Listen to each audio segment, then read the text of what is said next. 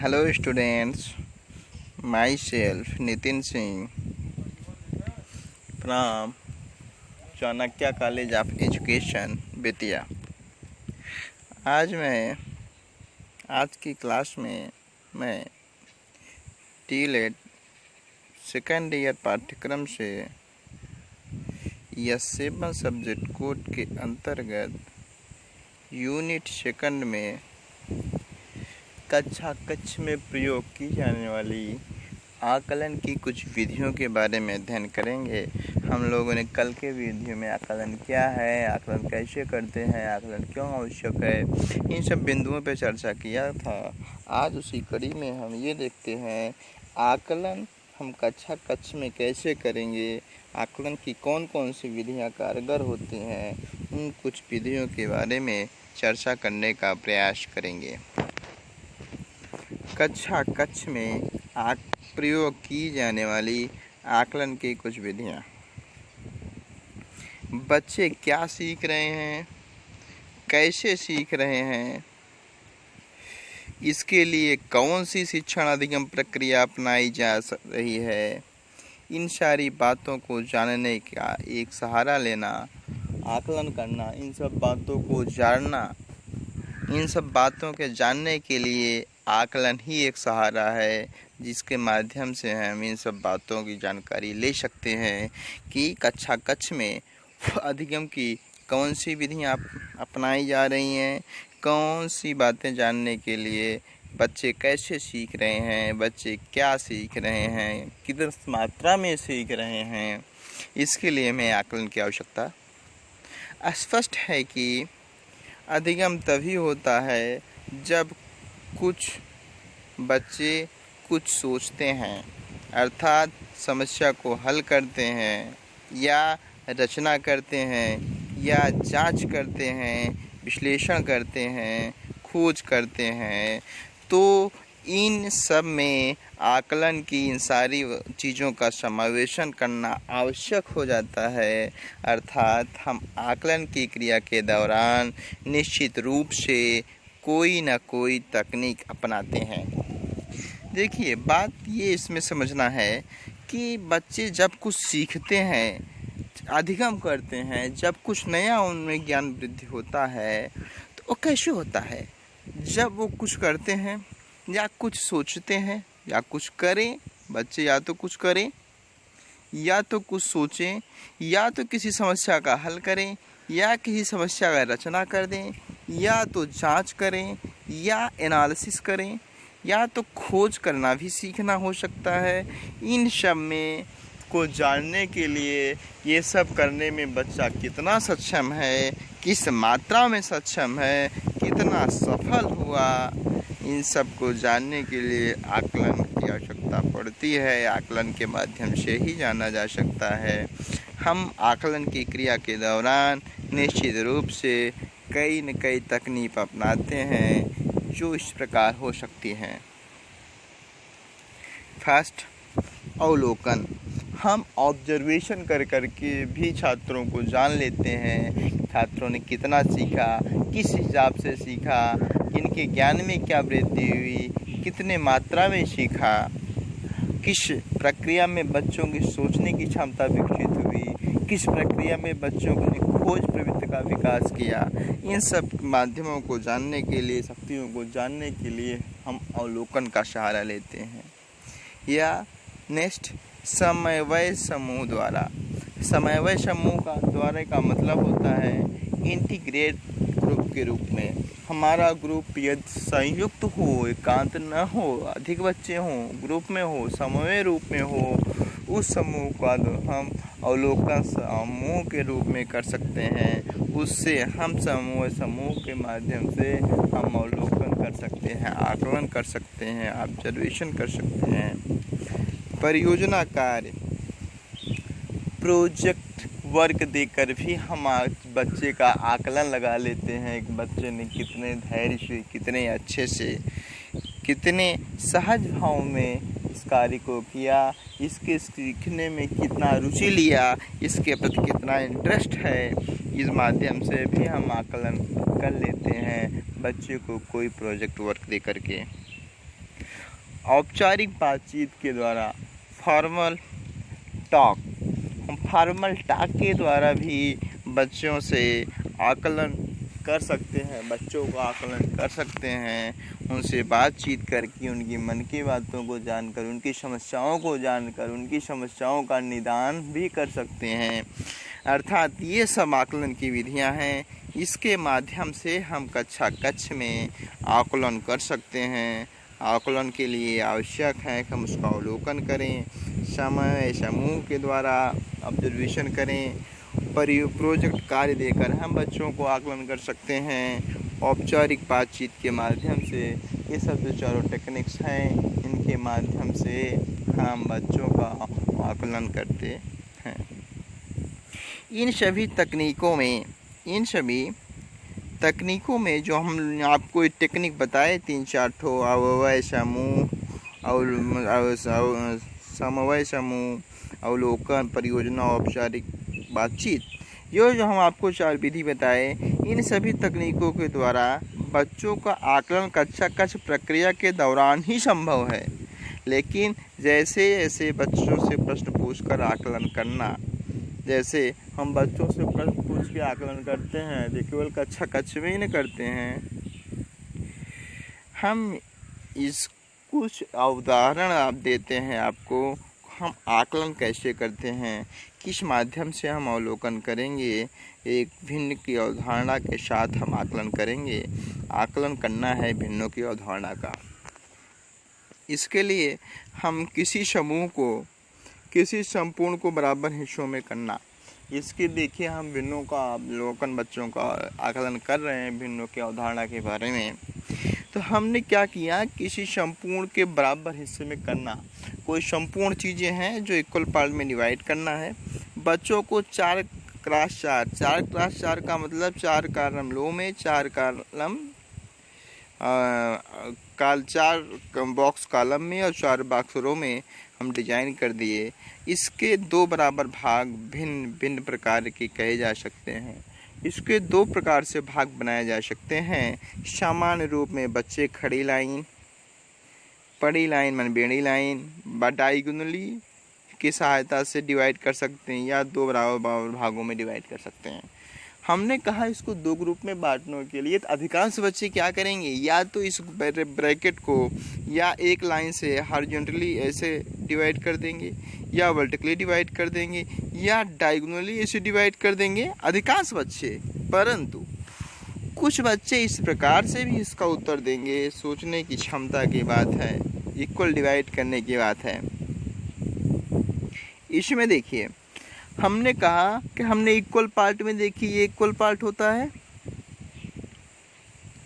Last वाला जो column था इसका हाफ कर दिया गया, इसका हाफ, ये भी तो हाफ हाफ हो गया ना, आधा हुआ।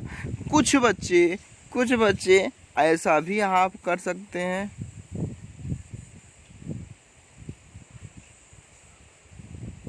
इतना पूरा पेंट कर देंगे, पूरा हम बनाते हैं। कुछ बच्चे तो ऐसा बनाएंगे, कुछ बच्चे इसी को ऐसा भी पूरा कर देंगे।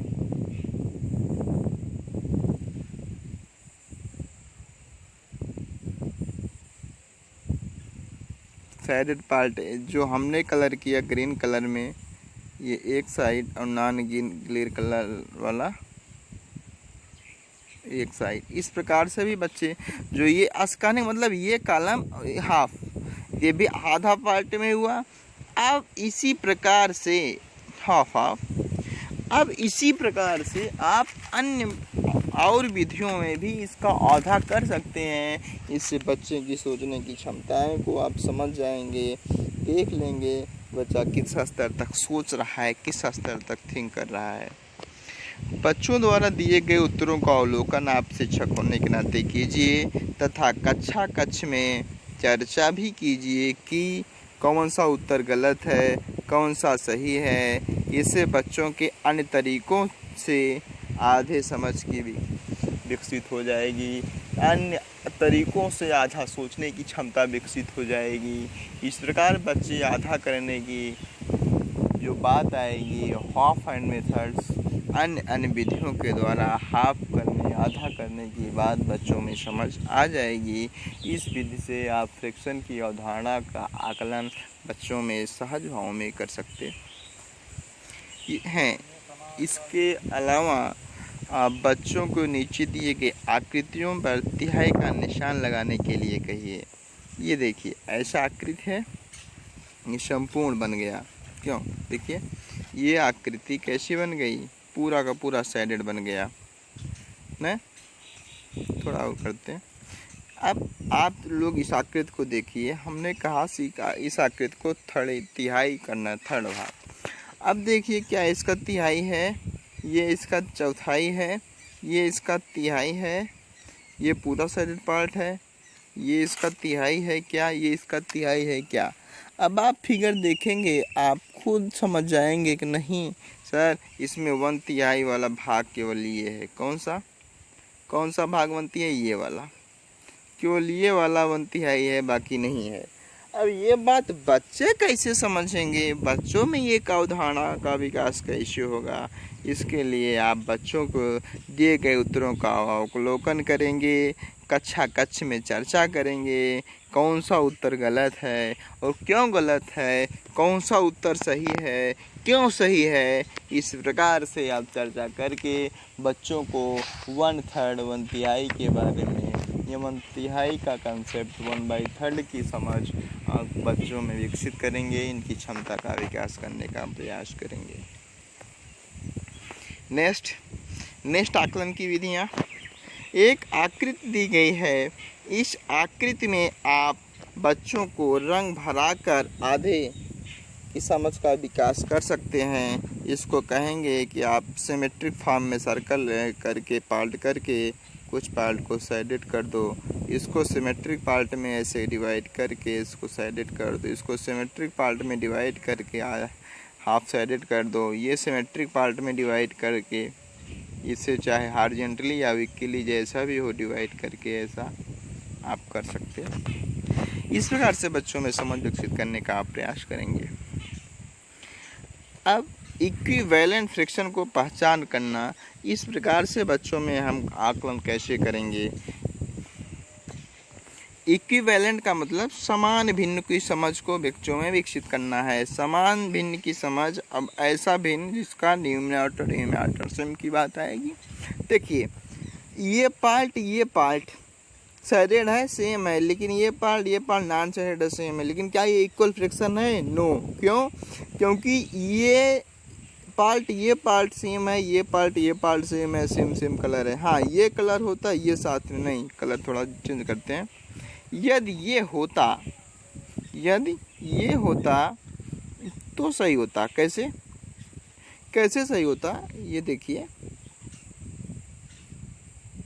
ये इतना हो जाता और लेफ्ट पार्ट में इतना,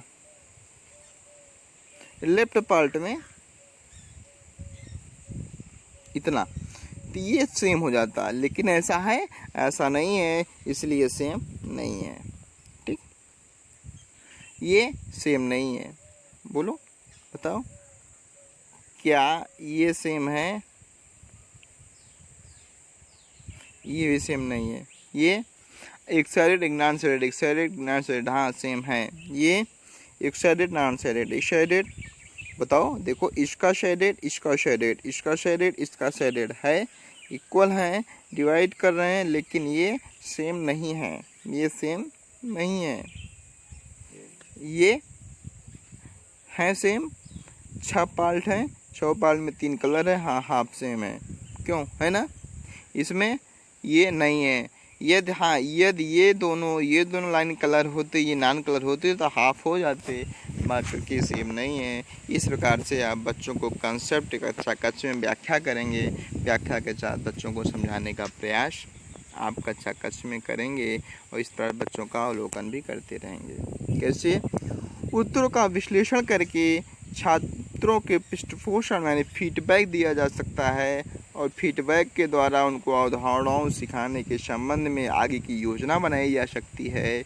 एक शिक्षक प्रश्न पूछकर अपनाई गई शिक्षण विधि बच्चों को अवधारणात्मक समझ और छात्रों द्वारा सीखी गई अवधारणाओं का दैनिक जीवन में उपयोग इत्यादि का बहुत आसानी से आकलन कर लेता है। प्रश्न पूछने का समय शिक्षक द्वारा निर्धारित किया जाता है। कभी यह अवधारणाओं के विकास के साथ साथ अभी तक बिल्कुल अंत में होता था। आकलन पदों के द्वारा, परीक्षण पदों के द्वारा आकलन, जब हम कोई टेस्ट लेते हैं इसके माध्यम से भी हम बच्चों का आकलन करते हैं। कक्षा में परीक्षण लेकर के, परीक्षण के पद के द्वारा हम बच्चों का आकलन कैसे करते हैं, ये भी एक विधि ही है आकलन करने की। कक्षा में बच्चों को सामान्य आकलन विभिन्न प्रकार के प्रश्नों के द्वारा भी किया जाता है। ये प्रश्न ऐसे हो सकते हैं, सामान्य रूप से एक निश्चित उत्तर वाले प्रश्न।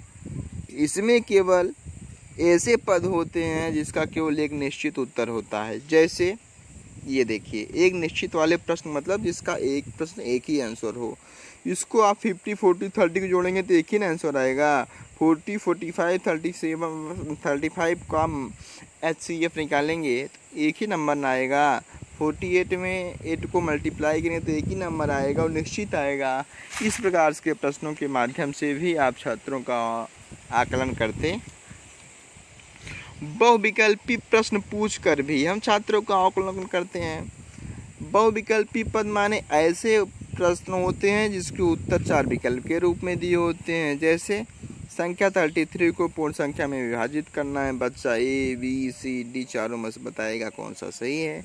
इसके माध्यम से भी हम बच्चों में आकलन कर सकते हैं, उनको सीखने के आकलन को हम समझ सकते हैं।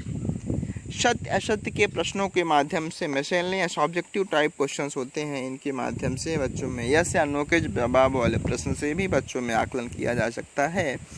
इस तरह से कुछ अन्य प्रकार के प्रश्न जैसे मिलान करना, खाली स्थान भरना, रिक्त स्थान की पूर्ति, क्विक इत्यादि प्रश्नों के हेतु हम आकलन पूछकर बच्चों का आकलन कर सकते हैं। इस प्रकार के प्रश्न जानकारी पर आधारित होते हैं और इस प्रकार के पदों का उत्तर देने के लिए बच्चों को उन तथ्यों या सूचनाओं को पुनः स्मरण करना पड़ता है।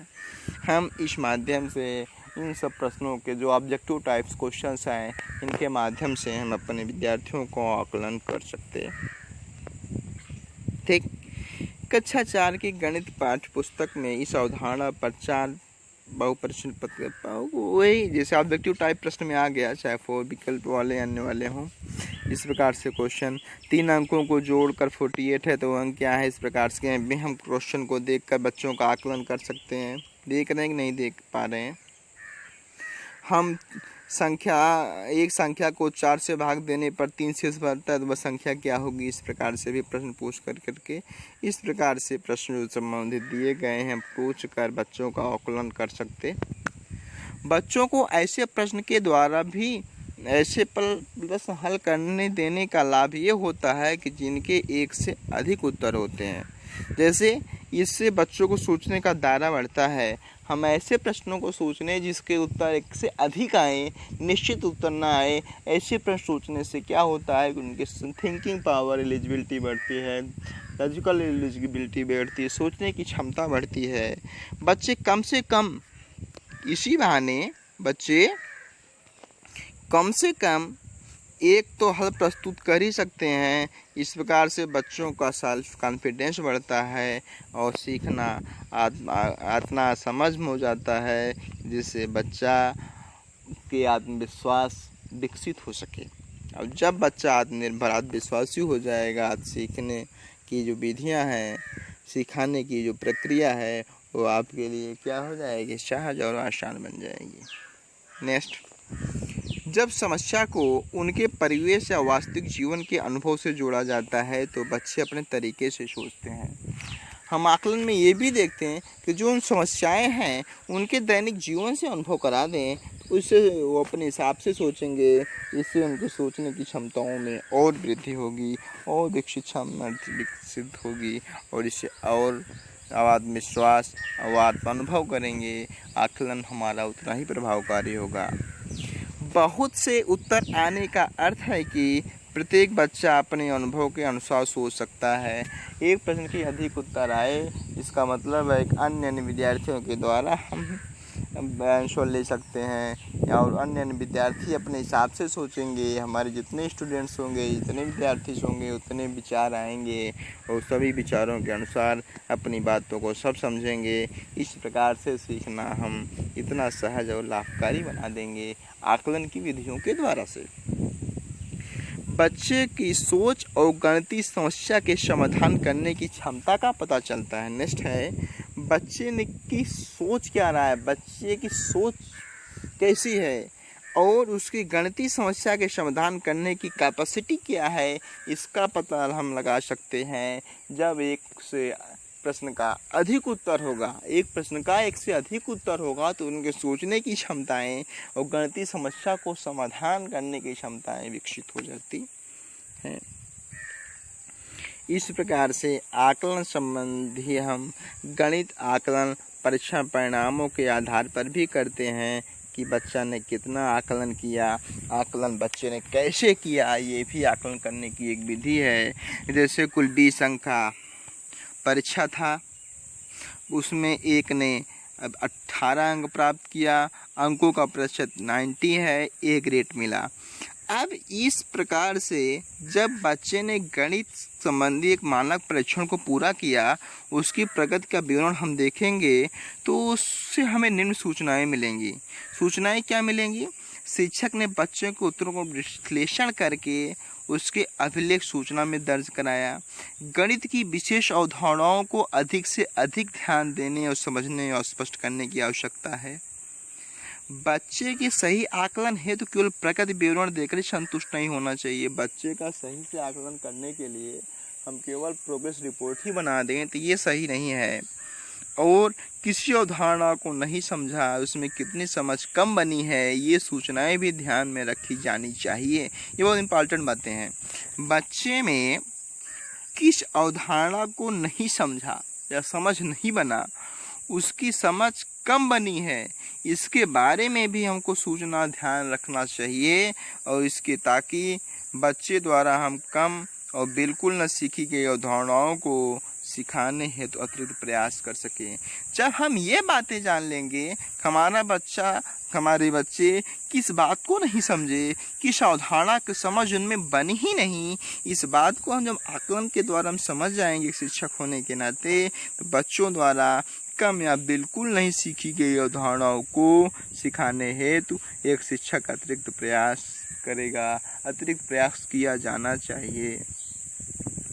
हम बच्चों को स्व मूल्यांकन हेतु भी प्रश्न पूछ सकते हैं। इस प्रकार से हम तमाम विधियों के द्वारा बच्चों को आकलन करते हैं कक्षा कक्ष में।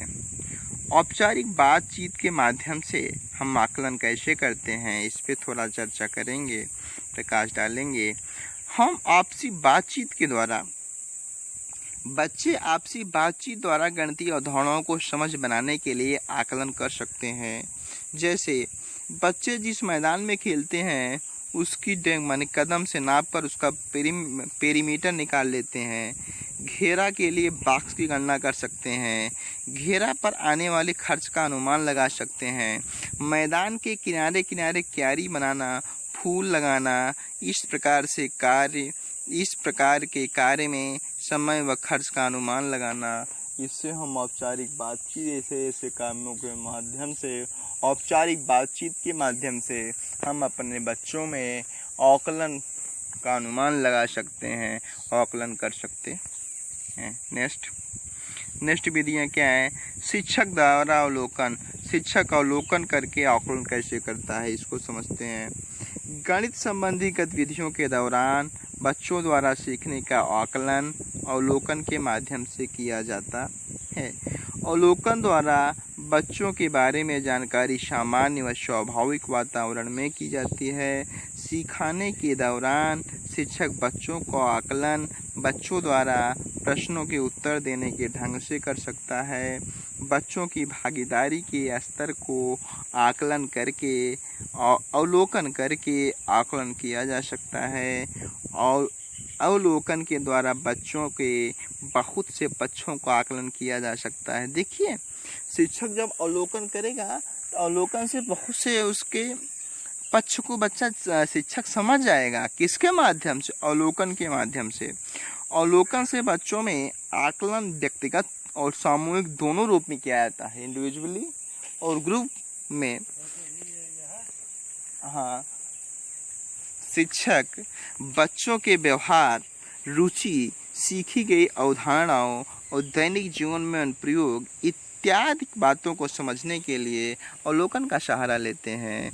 इसी से अवलोकन करके बच्चों के बारे में अपना दृष्टिकोण बना लेते हैं। शिक्षक को अवलोकन विभिन्न परिस्थितियों में और गतिविधियों में समयावधि में करना चाहिए। ऐसा नहीं है एक शिक्षक अवलोकन एक बार करे और भूल जाए, गलत। एक शिक्षक बच्चों का जो ऑब्जर्वेशन करता है, आकलन करता है, आकलन में जब अवलोकन करेगा, ऑब्जर्वेशन करेगा, अनुमान में जब उसको देखेगा प्रत्यक्ष, तो उसकी विभिन्न परिस्थितियों और विभिन्न गतिविधियों और विभिन्न समयावधियों में करना चाहिए। ऐसा नहीं कि एक बार अवलोकन कर दीजिए, ऑब्जर्वेशन कर दिया, खेला खत्म। नहीं, बार बार भिन्न भिन्न कंडीशंस में ऐसा करना चाहिए।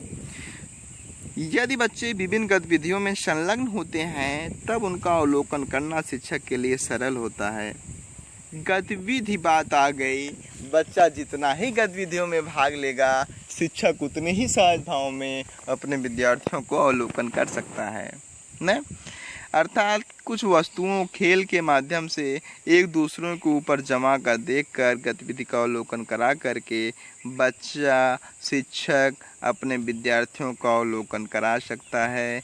इस प्रकार से ये आकलन की कुछ विधियां हैं जिसको हमने कक्षा में चर्चा किया। परियोजना कार्य के बारे में कल चर्चा करते हैं, थोड़ा सा है, जाने दीजिए। हम आकलन में ये लास्ट बचा परियोजना कार्य, इसकी चर्चा हम कल के वीडियो में या नेक्स्ट वीडियो में करेंगे। आज के लिए विद्यार्थियों इतना ही। Thank you class. आप चैनल्स को लाइक शेयर और सब्सक्राइब करेंगे। चाणक्य कॉलेज कैफे इसलिए channel Chanakya college of education को भी सब्सक्राइब करेंगे। वहाँ से आपको अन्य प्रोफेसरों के वीडियोज भी मिलते रहेंगे। आज के लिए बस इतना ही। Thank you class. Thanks. Okay.